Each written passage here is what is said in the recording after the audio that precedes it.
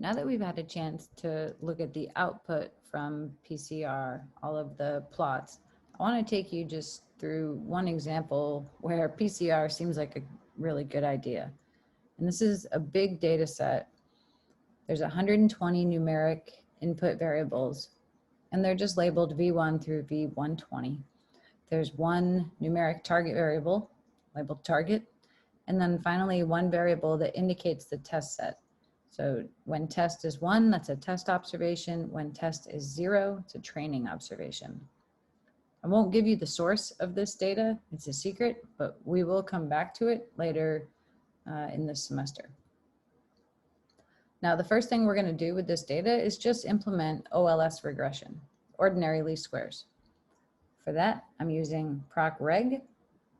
Now, because this is a large data set, it actually exceeds the size limits on our server. So I have to override that and tell it to use all the data observations. I'm only using the training observations. And I'm going to output the parameter estimates so that I can score the test data. The model target equals all of the variables. And you can also take a look at the variance inflation factors here if you would like. We're then gonna score the test data. So I'm using only the test observations. I'm inputting those parameter estimates that I outputted in the step above. And I'm gonna output all of that test data and the predictions to a data set called out. I'm gonna use that again later. But this out data set, if you examine it after running this, you'll see it contains all of the data plus all of the test data plus the predictions. Now, we can look at some of those VIFs and they don't look so good. This is just the first, not even the first, just first 27 rows and then rows 66 through 83 of the VIF table, just to pull out some to show you that they're really big. This is a problem here with this data set. So one of the solutions to that can be to use principal components. So the first thing we're going to do here is find the optimal number of components. I have to admit I didn't even run this because I know that it's going to choose 15 factors. 15 is the maximum factors that seems to be allowed by procPLS.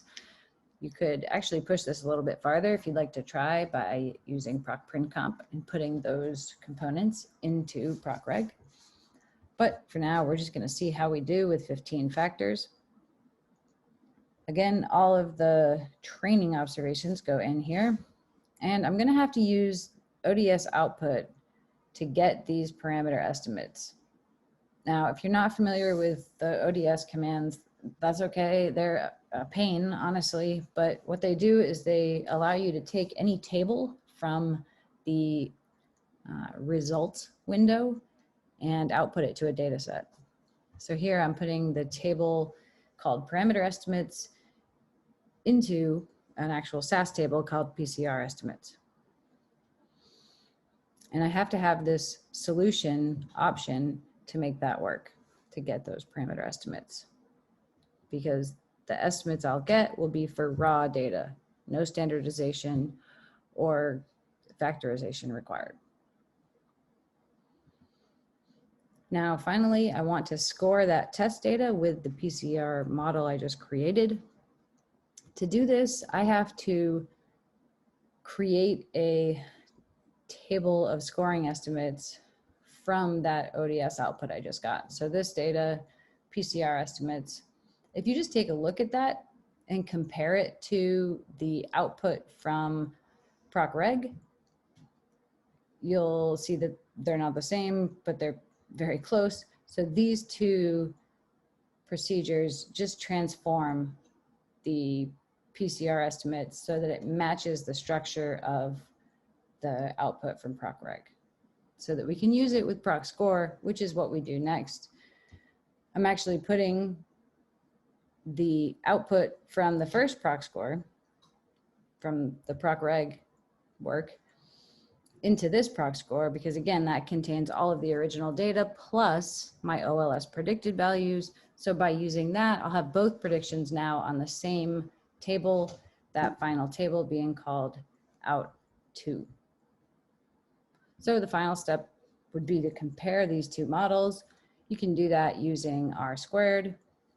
I use procScore to just compute Pearson's correlation of each of my predicted values with the target. Now, this is just R. I would have to square it to get RSquared, but I can see that the correlation is bigger for PCR, which means that PCR will win here.